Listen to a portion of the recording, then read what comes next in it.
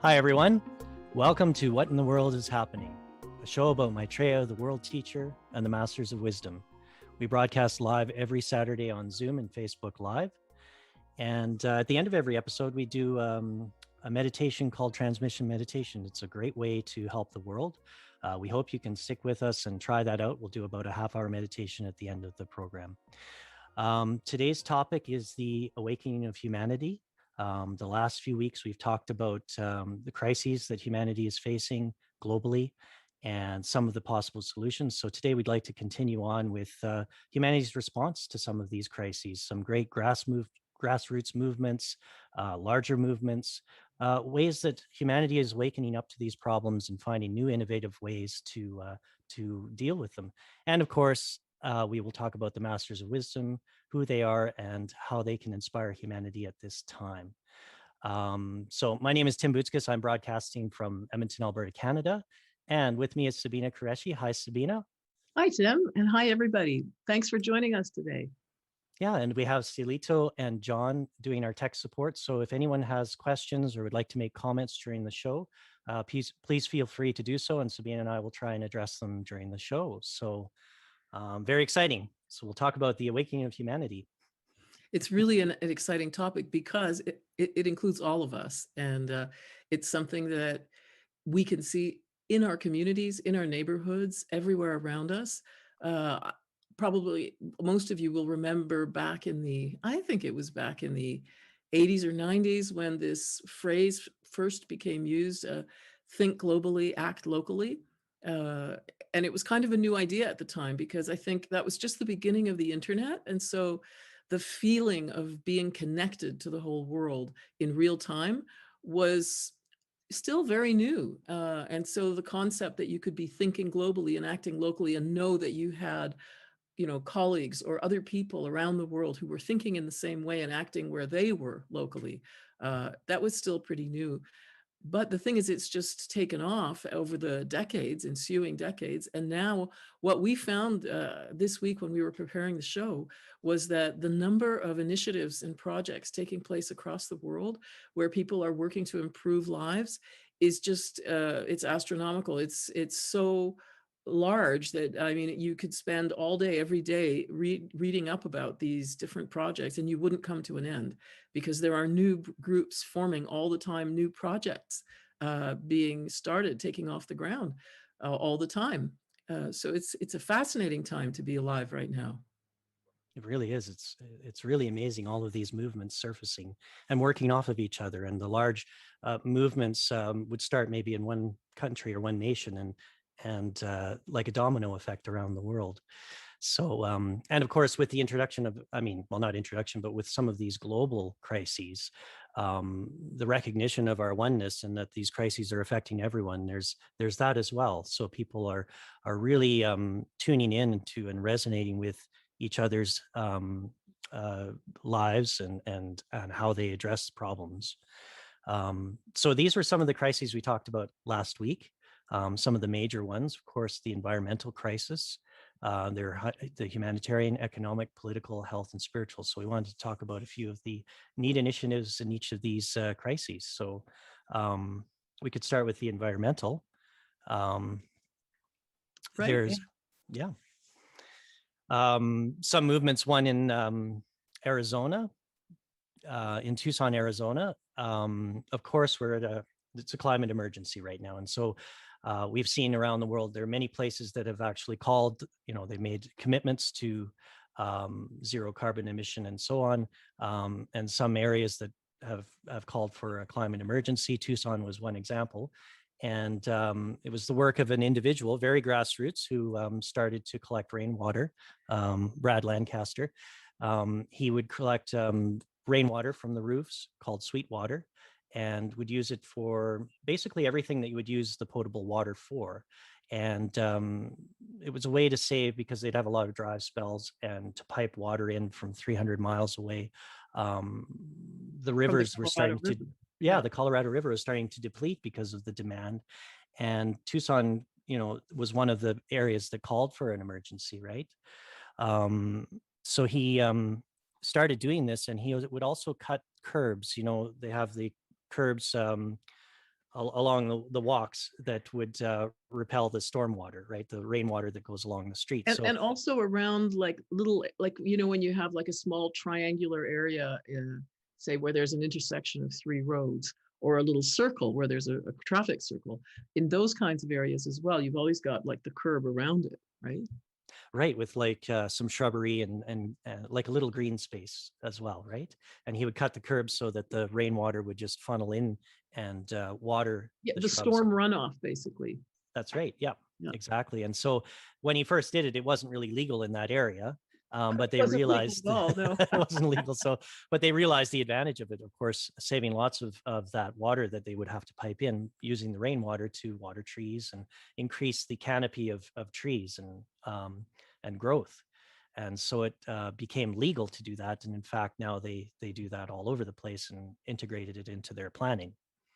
Well, So, and in this article that we were reading, they say that about 1,600 trees have been planted since then across his neighborhood, and they've cut dozens of curbs. Like it's an ongoing thing.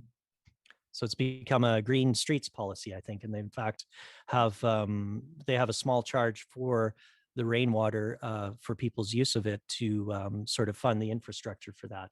So they found that to be a great contributor to solve that problem.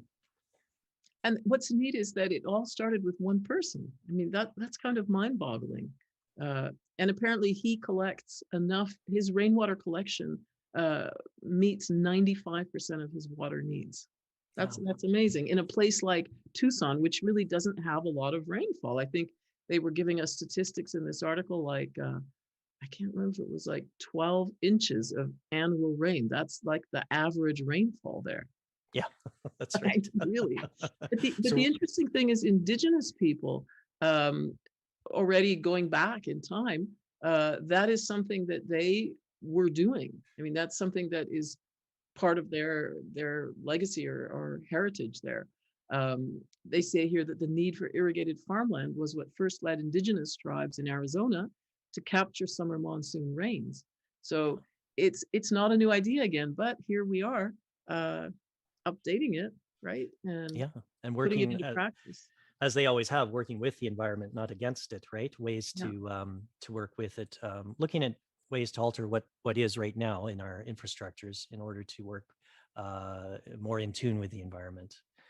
And well, like this other example in Paris, in France, with the geothermal. You know, most people for heat, they use a boiler system. For hot water, it actually contributes in the States anyways to about 40% of your carbon emission, or 42%. So it takes a lot with natural gas to heat the water. France has made a commitment, of course, to reduce on the emissions and have been integrating this geothermal program, I believe called district energy distribution, or district or direct energy system. Yeah. And it's yeah, and it reduces costs, and they dig deep into the ground to pull out naturally heated water. So it's already warm where the source is. Because it's heated by the Earth's own heat. By the Earth's heat. It's hot. Yeah. And it pulls it up and then pipes it to individual homes and buildings and whatnot. So then you do not have to use your boiler to or hot water tank to heat up the water. So there's a great savings there. They're integrating it into the existing boiler system so that, you know, for part of the season when it's more, you know, it's cooler and you do have to maybe heat it a bit, the boiler can kick in and just supplement a little bit of that heat. But for the large part, heat and cold water too can be piped in without that necessary, or that it's no longer necessary to heat that water using the boiler, and reducing your emissions. And so in Paris, they've integrated the system, you know, find certain key areas where they dig down to that source and then pipe it through the city. That's right. Because they found there were 3 places in France, in fact, where that type of geothermal heat was available or possible to be dug down to. And one of them is in this area, the Parisian Basin. Yeah. Yeah. Yeah.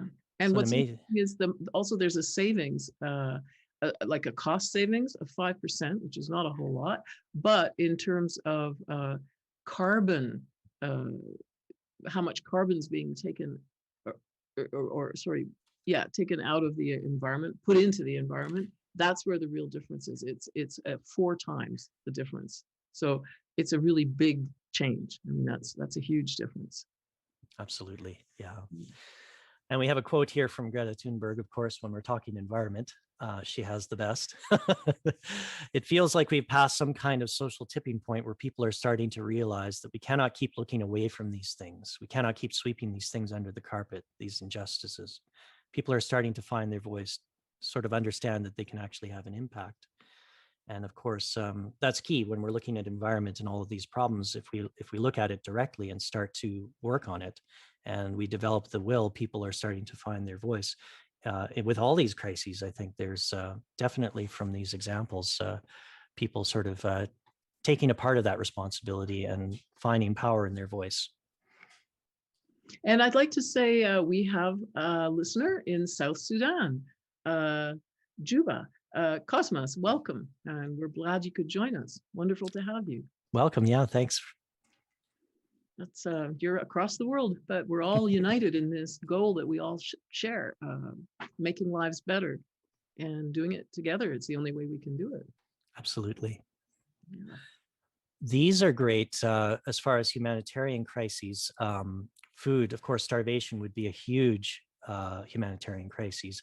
So many people have not got access to food around the world from armed conflict, from the wrong distribution of resources. We need to work towards a much more equitable distribution of resources. And one example of this in the States is it used to be called Feeding Children Everywhere, and they've just changed their name to U.S. Hunger. And it's a food bank service that delivers food to the doorstep. They were a food bank, but they started this full cart program just before COVID hit, where they would deliver boxes or packaged food to the doorstep for the dignity of the person. If somebody was maybe reticent about coming to the food bank for food, this way they could retain their dignity. It's discreet. Food is delivered to your doorstep. Originally, it was low cost, but as soon as COVID hit, they switched to a free delivery, free food program. So people who needed food, who didn't have enough money to put food on the table, could order food, and it would be delivered discreetly to the doorstep. And during the pandemic, of course, it was much more safe as well. And the program expanded and now delivers food across 50 states. They're now at about 113,000 home deliveries is what they're up to. So it's a wonderful initiative to deliver food, to get food to people who need it safely and discreetly and with dignity. In fact, one of the people working in it used to work with corporate banks executives and how they were treated. They wanted to treat everybody that same way, as that level of treatment. So for example, if you got a box of food, there was some mix up and you didn't get your food delivery, they would deliver a new box of food plus a free gift card as an apology for the inconvenience. So treating people like valued customers. I mean, unfortunately, in our capitalist world, we're always using words like client, customer. I mean, even in healthcare now, people talk about a client, not a patient. But it's a good parallel from corporate banking to a food bank to say we're going to treat people as valued customer, as a valued person. We're going to value people, basically. Yeah, it's an excellent initiative. And you said they were delivering to Puerto Rico as well, correct? That's right. Well, they've been able to, they have distribution centers throughout the US, and therefore the cost of sending food is really low because of that. So they're able to reach the whole country and Puerto Rico at a reasonable cost. They have distribution centers in places like Chicago, Dallas, Utah. Their headquarters are in Orlando. So they really have a huge network. I mean, this is a big operation. And in fact, where we found this was on something called foodbanknews.org, which is an incredible website full of different projects, different types of food bank initiatives across the US. Now, this is all American, and I'm sure there are groups across the world in other countries working as well on these types of ideas. But what's really interesting is just to see how much people are doing. Really, there's so much activity. It's fantastic. Well, this is a call out to Jeff Bezos. You could make it international Well, in overnight. fact, they did in fact reach out to Amazon, because they thought, well, why can't Amazon also be distributing food, right? For food Exactly. bank. But they didn't get any response. Not surprising. There's still a chance. Come on, Jeff. Yeah. Wonderful initiative. There's another one here, replacing guns with jobs in Chicago, right? Yes, this initiative is in Chicago. Yeah. And this was the Arnie Duncan, the education secretary for Obama, for the Obama administration. When he moved back to Chicago, he started bringing this program forward called CRED, which is Create Real Economic Destiny. So turn your street cred into real cred is the slogan. And it really is more of a, what he said, more of an economic problem than a crime problem. And so the way the program works is it's a street outreach. So it's proactive, coordinated efforts with police, community groups, and various departments. They get out there to sort of through street outreach to interrupt violence in real time, and also to offer alternatives. It pays for counseling, high school diplomas. It's tied to 40 different Chicago companies so that jobs can be created. So it's ways to get job training brought forward, so that there are real alternatives to violence in the streets. Because in fact, what people who do outreach into areas where there is a lot of violence have found, I mean, he started this by going in and talking to kids on the street and saying, how much money would you need to stop doing this sort of thing? Like, what would it take if it was just about money? Like, how much would you want? Or what would we need to pay you? How much money would it take for you to put down the guns? And the answer was really what surprised him. These children were saying, if I could get a legal job that paid just $12 or $13 an hour, which is less than Chicago's $14 an hour minimum wage, then these men and children said they would put down their guns and turn away from this life. So that is not a lot of money. And that's them wanting to be a contributing member of society and be part of what everyone else is doing. And so that seemed like a really kind of a no-brainer, like, wow, we can do this, right? Yeah, it's a wonderful initiative. And I think their initial statistics of the shootings have dropped 33% in the areas that they've worked. That's right. That's right. And in fact, it's very, the contrast is extreme, because shootings were going down in general, like year upon year, but with COVID, they went back up everywhere else, like by about 51%. However, in the neighborhood where CRED is operating, they continued to drop by 33% in 2020. So that's a huge marker of how effective this is. Very effective. Yeah. And in fact, the article that we were reading is written by a journalist who published this in the Philadelphia Inquirer. And so she was actually focusing on how this model should be used in Philadelphia as well. Sorry, the Philadelphia Citizen, not Inquirer. And so, because they have the same problems in Philadelphia. I mean, in many places, it's not just Chicago, right? So in terms of the money, how much it costs, this is where you really see the difference. The police budget in Chicago, for example, $1.76 billion. How much did CRED work with? $10 million. That was their yearly budget. Wow. So that's like the police department has 175 times as much. And it wouldn't take much more to really get a program like CRED off the ground. Not much at all. And especially, this is something interesting as well, talking about defunding the police, for example. The Arnie was asking for $50 million more to give to CRED, saying that, if we had that, we could really expand.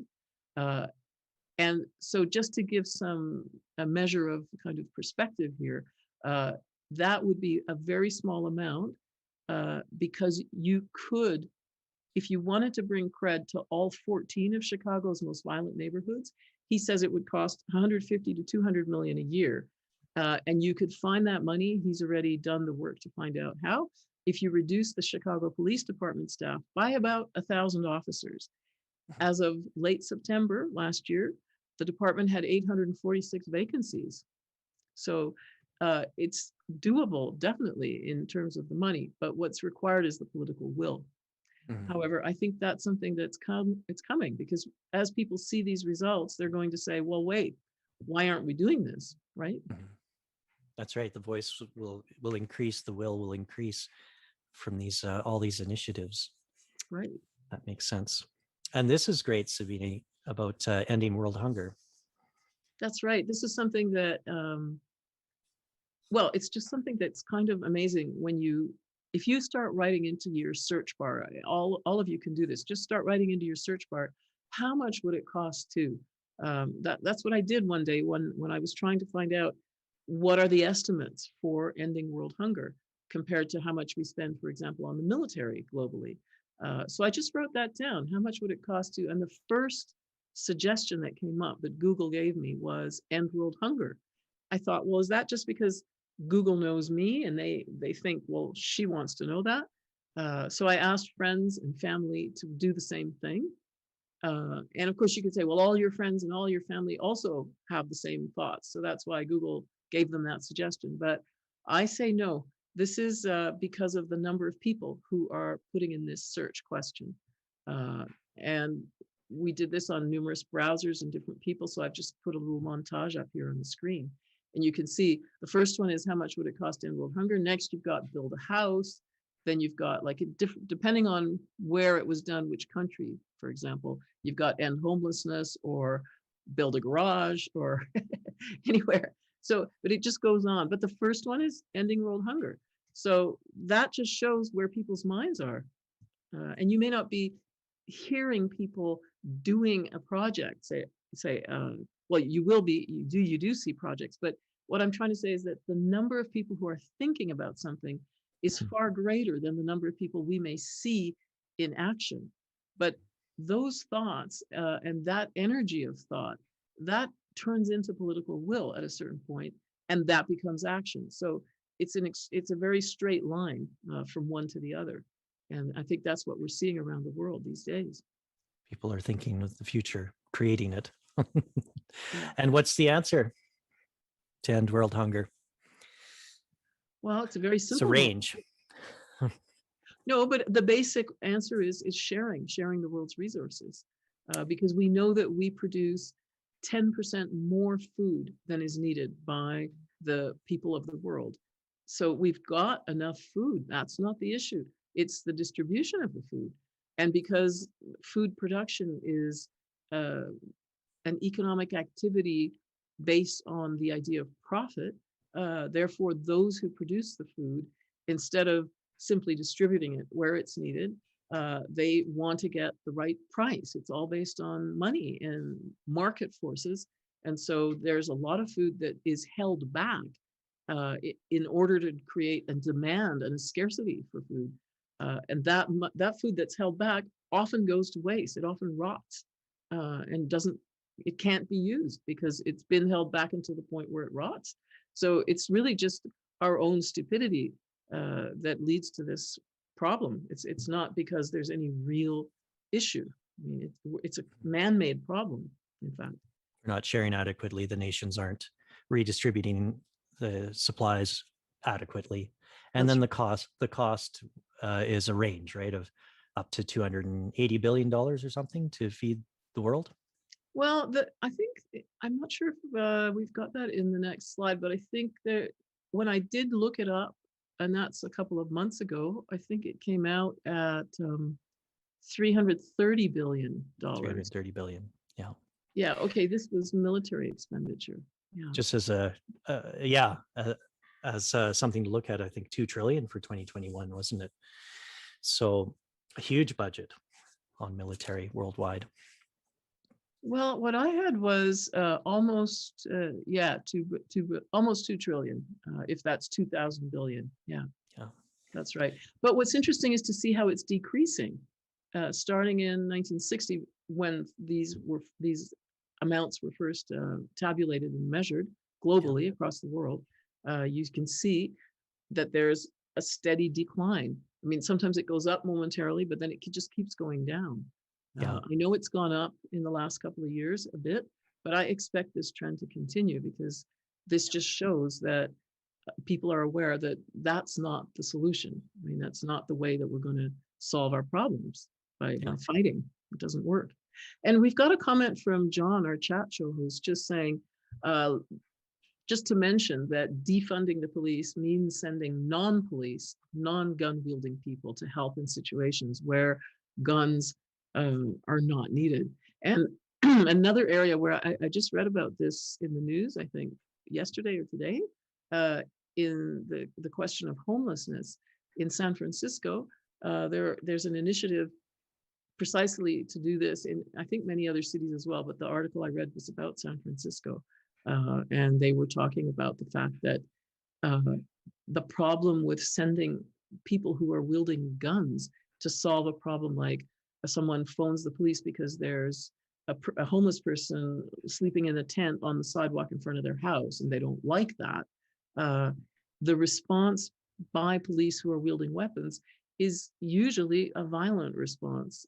And so people who are homeless actually have a very high risk of encountering violence on through the police. I mean, not from other people who are non-police, but actually the police themselves are the source of the violence. So, um, yeah, it makes sense that we move away from using arms, not just Mm. in military conflicts, but also on our streets, right?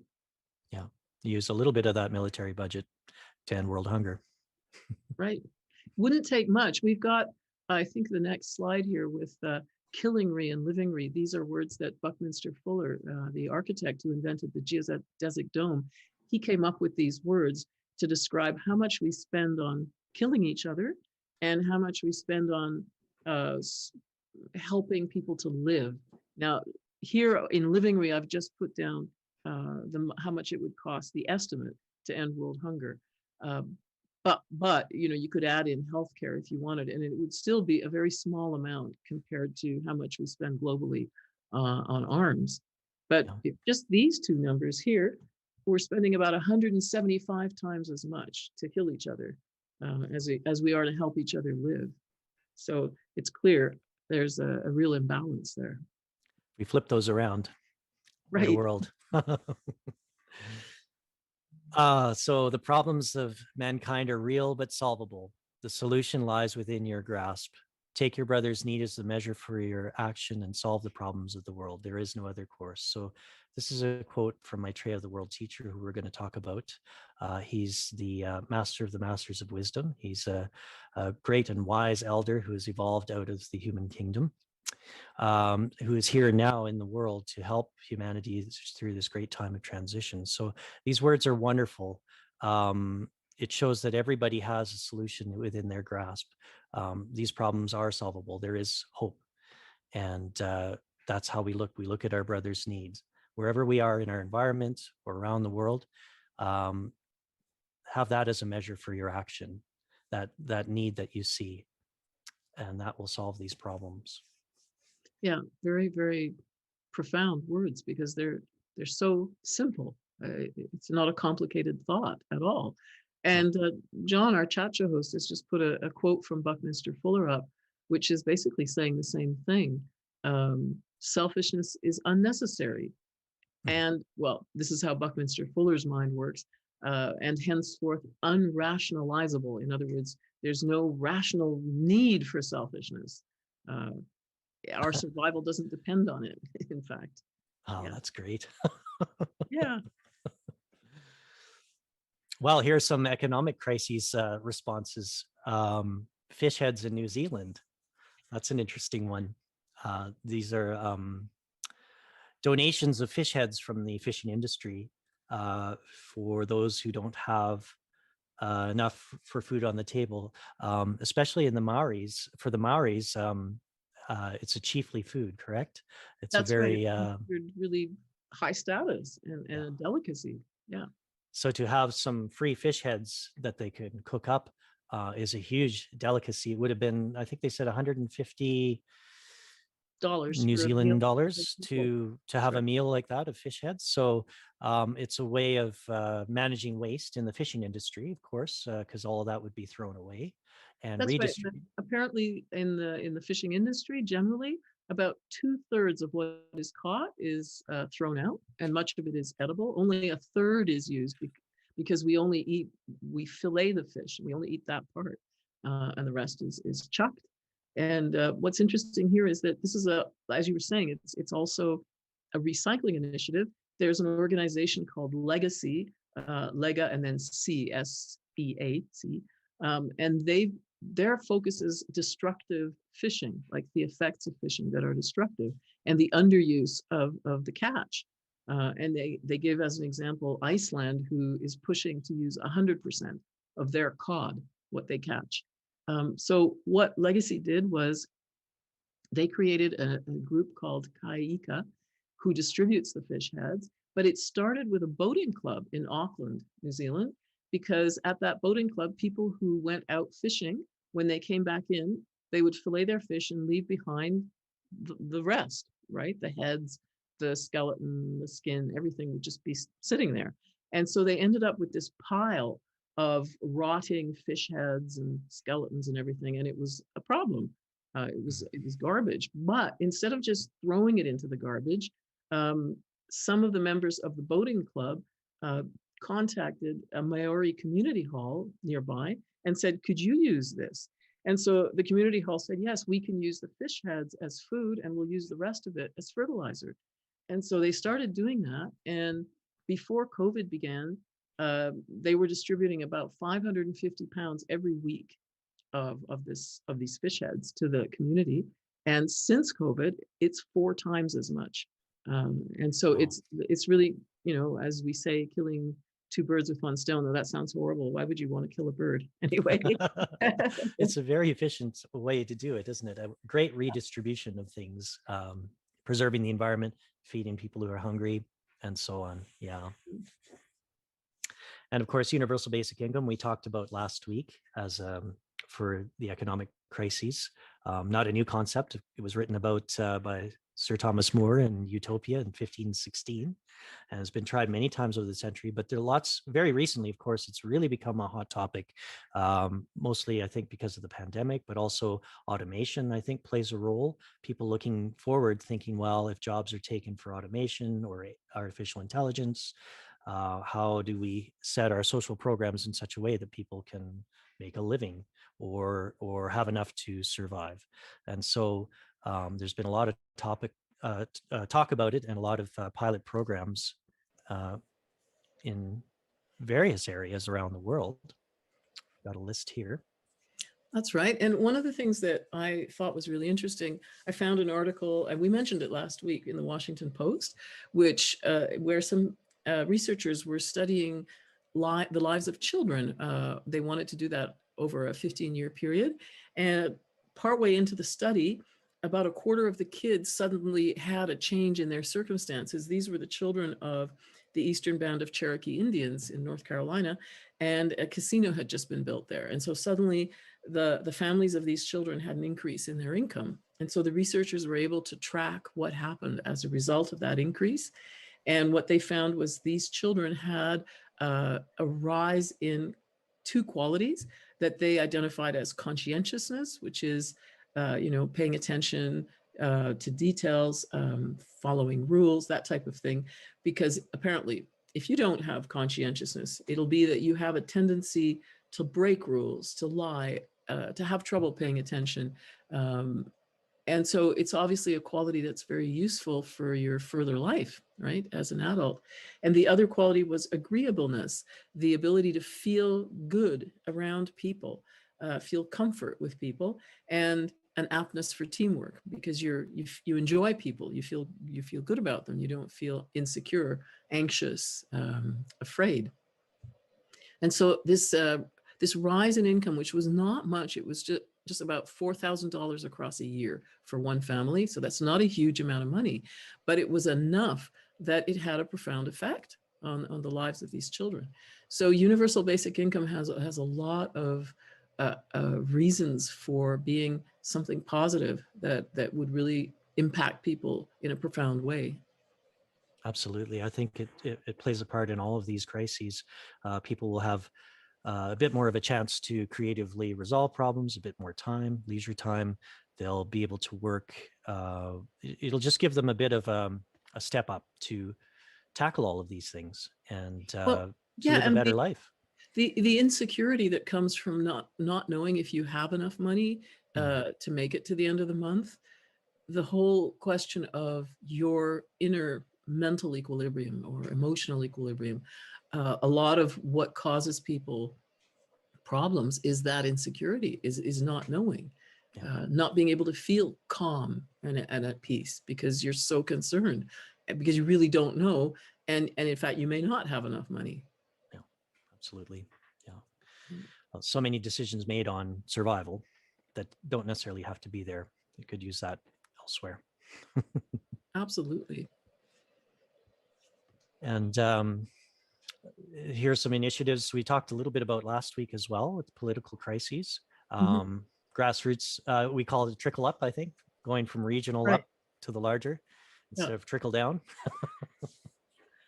um, That's right. And what's interesting here is that very often when we think of politics, we think of the national or federal level, maybe the state level or provincial level, but we don't often focus on the municipal or city level.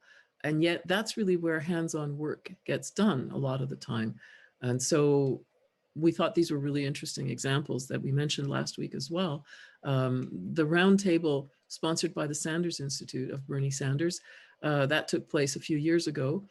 But what was interesting was that the mayors of these four cities, Barcelona, San Juan, New York, and Stockton, they all had the same issues that they were dealing with in different forms. But it was all about making people's lives better in their cities, not allowing capitalism to just make everything so expensive that you would price people out of their own city, how to provide services.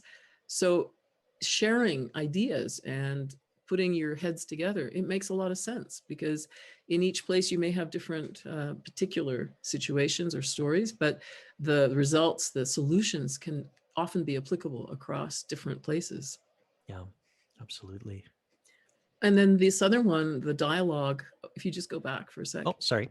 Yeah, the mayor's dialogue on growth and solidarity. This is a project that grew out of two mayors talking to each other, the mayor of Milan, Italy, and of Freetown, Sierra Leone. They both have a garment or clothing industry. I mean, we know Milan as a center of fashion. So they have links already through that economic activity, but they began talking and realized that they wanted to work together and to get other mayors on board as well to create a network to make their cities places of opportunity, places where young people can thrive, where mobility is a choice, and where newcomers can find a home. So with those four goals, they reached out to other mayors across Europe and Africa, and now this network includes more than 20 cities. So it's very inspiring to see this. It is. Oh, it's a great movement. Yeah.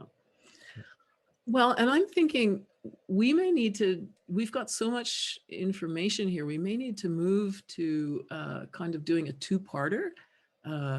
This particular slide, let's just stay on this for a sec, what you just Sorry. had up there. Yeah, that one there. That's from the Pew Research Center. They talk to people in these different generations. We've given them names, the silent generation, boomer generation, Gen X, millennial, and Gen Z. But what's interesting is seeing the growth in the percent of each group who say government should do more to solve problems.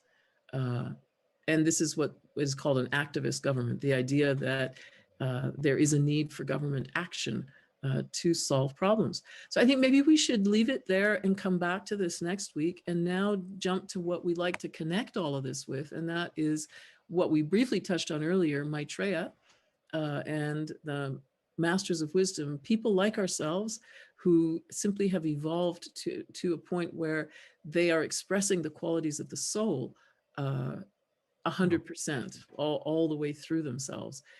We are expressing those qualities partially, not as fully.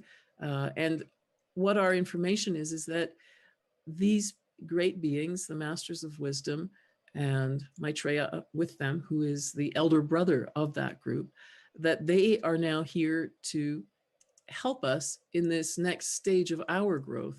And so all these examples we've been giving are to talk about the fact that this next stage, or this process that we're seeing unfolding now, of people taking action and making real efforts to change the way our lives take place, that this is part of a great evolutionary process that we're all involved in.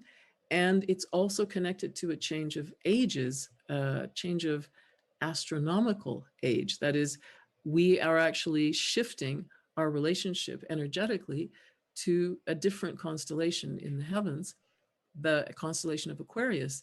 Until now, we've been receiving great energies from the constellation of Pisces, and those energies have stimulated our individuality, our idealism, and devotion, all necessary qualities, divine qualities in their own right.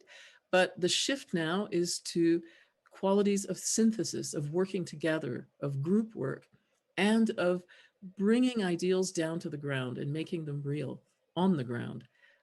And this is something that we're seeing playing out.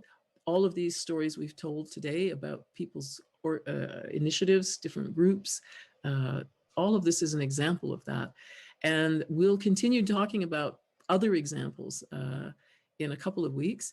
But just to tie it in here and say that we are not alone, we have the help of our elder brothers and sisters. And wait, let's go back to the slide of the teachers. Yes, so we get our information from these authors who have written about this group of elder brothers, the Masters of Wisdom, and they've explained who the Masters of Wisdom are, what they have to say, their perspective on our lives, the human life on Earth. And these are authors you can find in any bookstore or library. The most recent, Benjamin Creme, is somebody that some of us knew as well while he was still alive. And he was actually a painter, an artist. That was his, what do you call that? His calling, his work. But he was as well a disciple of the Masters of Wisdom. And so he founded a magazine to publish this information more widely, make it more available. And the magazine is called Share International. We're not trying to promote it. We just want you to know that that's available as well as books. And so what all of these authors are talking about is that this help in the form of our elder brothers is something that right now is taking place in a different form. That is to say, the masters have always been here helping us, but from behind the scenes. And they have a responsibility to make sure that we, for example, that we don't blow ourselves up. Now, of course, they can't prevent it. If we're really bent on doing that, we have free will and we'll do it. Of course, they'd rather we don't. Most of us would rather we don't. But they've been trying to help all the time. It's not that this is a new thing. The difference, what is new, is that they're stepping forward to make themselves known publicly. And that what's also new is that we, humanity, are able now to understand who they are and to not be afraid of them and to work with them as co-workers, colleagues. And we will be doing that. They are returning to live on the physical plane in our cities.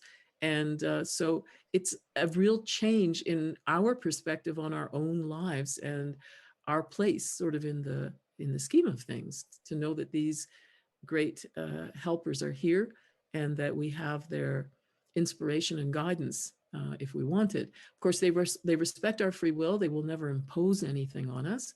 And it would be useless to do that anyway, because as anybody who has children knows, you can clean up your child's room for them. But if they don't know how to maintain that, it'll, the next day it'll look exactly as it was before. So it's something, the solving of our problems is something we have to do. And only we can really do it in the sense of making those changes permanent and real. And as Sabina was saying, the Masters of Wisdom, they know intimately all that we're facing right now. They've been through it. They've been through the trials and tribulations. They know what it's like to evolve out of the human kingdom. So there is this evolutionary aspect. We are all evolving. We are all divine sparks in essence that are over many, many, many lifetimes developed to the point where we become a Master of Wisdom. And so, and as Sabine says, they're in the physical plane. So there are several Masters of Wisdom now in the physical plane at this time. They also know intimately about all the energies from Aquarius that are coming through in this change of ages. As we were talking about, all of our systems were set based on Piscean energy, and now we find they don't work for us anymore. We're having all of this this conflict and realizing that they're outdated, and that's because of all the Aquarian energies coming in. But the Masters of Wisdom are custodians of that energy too. They know how to distribute it.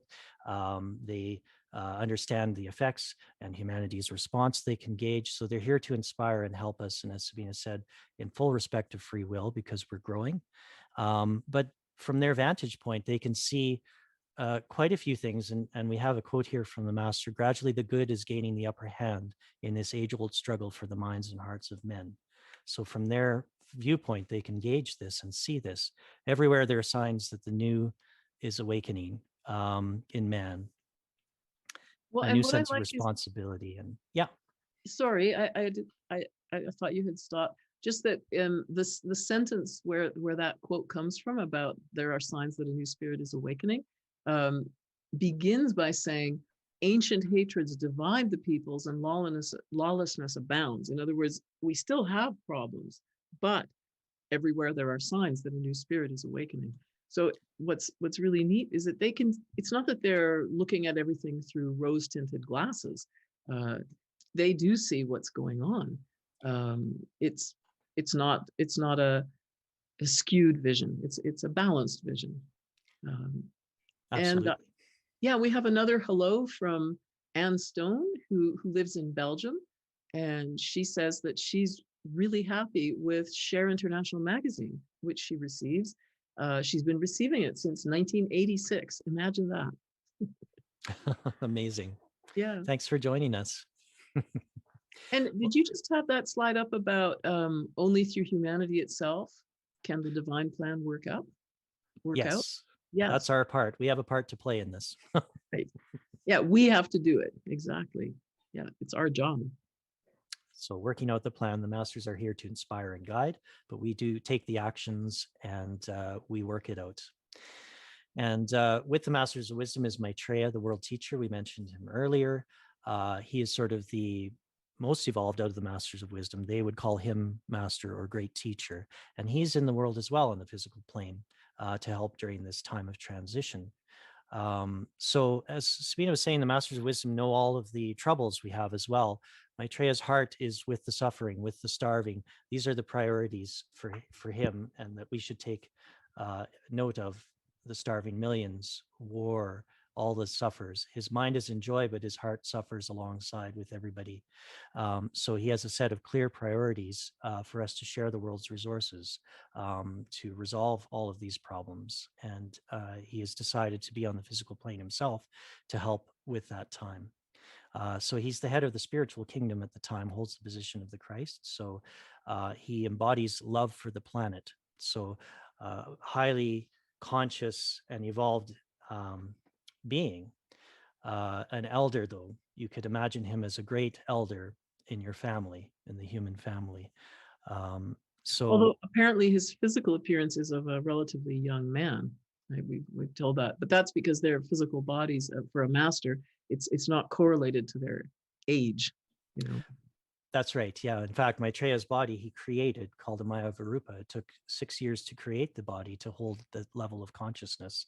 So he uses that body, but he can appear to many and has appeared to many all around the world in different guises as a familiar, in his, in inspiration, in visions, and so on. And I just wanted to also welcome some other guests that we have today. Adrian Trotner from Sweden, Simon Kenda, I think from Slovenia, and Steen Kirsten. I'm not sure if you're from the Netherlands, and Sylvia, well, I don't know how to pronounce this, ZYZ. Welcome. I'm not sure how that name is pronounced. Welcome to everybody, and thank you for being here today. Yeah. So, and Maitreya's here for everyone. He's also the awaited one in all the different religions, but he's here for everyone. You don't have to be of a particular religious background. He is the world teacher for all, but he is the Christ for Christians, the Messiah for the Jews, the Imam Mahdi, Krishna, Buddha, and so on, the awaited one. Well, and what's amazing for me about Maitreya is that he, in his messages, because he gave, he transmitted telepathically through Benjamin Creme 140 messages, and he says that look for me in the dark places where hunger and poverty abound. I'm not maybe quoting that precisely, but what he's saying is that what his concern is the well-being of everybody, and so his first priority is sufficient and correct food and water. That is the most basic essentials for life. And for him, the fact that people are still not being nourished properly is a crime. He sees it as a crime. And he talks about love. He says, everyone has heard of love. We all know what love, the idea of love is, but we're clearly not expressing love, because if we were, everyone would have enough to eat. In one way, not making sure that everybody is nourished is like not loving. It's a lack of love, in fact. But his teaching goes beyond that. That's his first priority. But his teaching goes beyond that to what he calls the art of self-realization. It's not a new religion, but it's based on the fact that all of us are evolving all the time in consciousness, and that we continue this process lifetime after lifetime. And so the art of self-realization is about how to participate yourself in this process that's already happening in you, how you can use your awareness, your attention, your mind to be an active proponent of that process. And I think maybe this is a good moment to jump to transmission meditation, because that's how we're going to end the program today, is by doing a half hour of this meditation. And it's a very easy way to use your mind and your attention to participate in your own evolution, and at the same time to be of positive use to the world, to help in the work that the masters do. Yeah, let's look at that for a moment. Available for free download. These books are available. You can download them for free. One of them is about this meditation, transmission. And you'll also see one called The Awakening of Humanity, which talks about the very thing we're focused on today, how this process of awakening is taking place across the whole world. And so really, we welcome you to read the books. They're wonderful, very inspiring. Yeah, they're great books. And of course, if you enjoy the transmission meditation, the book on transmission meditation is a great one to pick up, and it's free. Also, additional resources here. There's a website if you'd like to learn a bit more about Maitreya and the Masters of Wisdom and changes in humanity. Share-international.org. There's some YouTube channels, Share International, some great videos and lectures there. And of course, as we were saying about downloads, there's some books and downloads at share-ecart.com. So feel free to check those out. And so transmission meditation, I'll just go back to our slide here. You don't have to believe in anything. It just works. How transmission meditation works is it's a form of service. It's a way that we can participate in helping the world, in bringing in these energies that we were talking about, the energies of Aquarius, great energies, solar energies, cosmic energies, healing energies to help the world, to help humanity. And what it does is it takes these great energies, because they go around and they bounce off most of us. They're very potent. We can't absorb them in that full potency. So what transmission meditation does is it steps down those energies to a usable level. So like a great transformer would transform electricity down to an outlet level, so you can use the outlet and plug in an appliance or something. So it's to work in cooperation with the masters of wisdom, who direct these energies through us, through our chakra system. It's a very safe meditation. They know exactly how much and what potencies to direct through the chakra system, to step it down and to help humanity. So it's great form of service. There's great growth in it because, of course, it stimulates the chakras and you grow as well from the process. It's done in groups of minimum groups of 3. With the pandemic, of course, we've been doing Zoom transmission meditations. We find that's very effective. There are several links that we'll put up if you enjoy this experience and would like to try it again, or would like to just try it with a Zoom group. Please feel free to check out that and join with them, and they can explain a bit more about it. It's a very simple meditation. Anyone over the age of 12 can do it. It's non-denominational. It helps in any avenue of life. What else? And one of the statistics that Benjamin Creme gave about this meditation is that if you do 1 year consistently of this meditation and do it correctly, you may advance in terms of your own evolution as much as you would after doing 10 to 20 years of other types of meditation. So it's extremely potent. And I'm sure that's, it's because it's a group meditation, and because you do it in groups of 3 people or more, the potency of the energies, how strong they are, and the types of energies that can be sent through our chakras are different than if you're meditating alone. And that's not to say that solo meditation is not a good thing as well. Of course it is, because you develop different types of qualities and you train yourself in a different way when you're meditating alone. But this group meditation is an extremely serendipitous kind of combination of benefit to yourself and helping the world. So it's kind of why wouldn't you want to do it? Yeah, it's the beauty of it. You can mix service and meditation together, and working in cooperation with the masters as well, of course. So tremendous opportunity there. And the technique is very simple.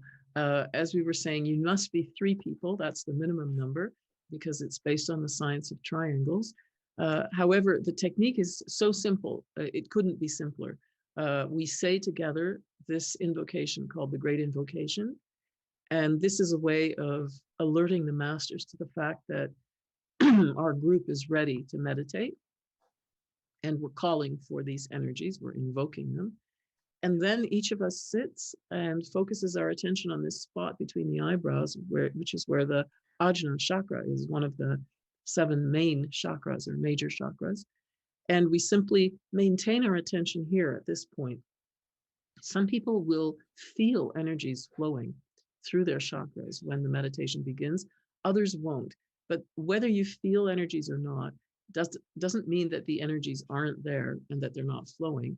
It depends on people's sensitivity and different body types. People have different types of bodies. So your sensory apparatus is not everybody has the same one. And so you just maintain your attention here. If you notice your attention has wandered, which it will, then you simply say Om mentally, not with your voice, but mentally, and that will bring your attention back to the spot. And that's all you have to do, in fact. Yep. We are told not to send the energies ourselves. We're not meant to be focusing on groups or people or places. The masters do that. They know where energies are needed or where energies need to be pulled away. So it's best if we leave it to them. They are master scientists in this respect. And that's it. Yeah, Pretty just quickly, simple. I think John will put in the chat, he'll put links for the Zoom meditation groups that Tim was mentioning, where if people want to connect now during the pandemic or from far away, somewhere where you can't reach out to local people who are interested, you can connect and do this meditation on a regular basis. There are at least 3 different Zoom groups doing this. So every week you have the opportunity to meditate with them if you'd like to. So we're going to do a 30-minute meditation now. And you can, of course, join us for the whole time. You can go after as well. If you feel you're in the zone and would like to continue, feel free and we'll sign off. And of course, if you want to sign off early, that's fine too. Hope you enjoy it. So we'll say the great invocation. And again, focus the attention here, the Ajna center. If the attention drops, think the word Om, comes back up. Okay. I'll set the timer. From the point of light within the mind of God, let light stream forth into the minds of men. Let light descend on earth. From the point of love within the heart of God, let love stream forth into the hearts of men. May Christ return to earth. From the center where the will of God is known, let purpose guide the little wills of men, the purpose which the masters know and serve. From the center, which we call the race of men, let the plan of love and light work out, and may it seal the door where evil dwells. Let light and love and power restore the plan on earth.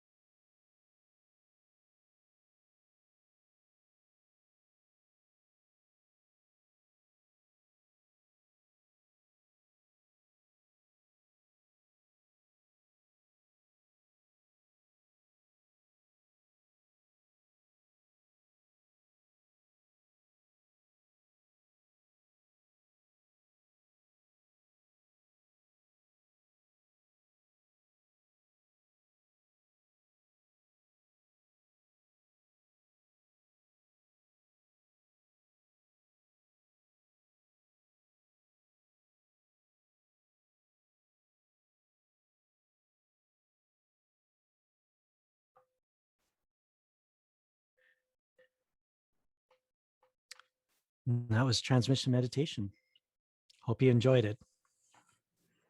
Thank you, everyone, for being here today. We'll be doing part 2 in 3 weeks because next week we'll be back with Dick Larson. And the following week is a webinar by Share International Live. So we'll be back with part 2 of this show in 3 weeks. 3 weeks. And we'll continue the conversation. We hope to see you next week when we have Dick Larson on. Hope you can join us. Thanks, everybody. Bye-bye. Bye.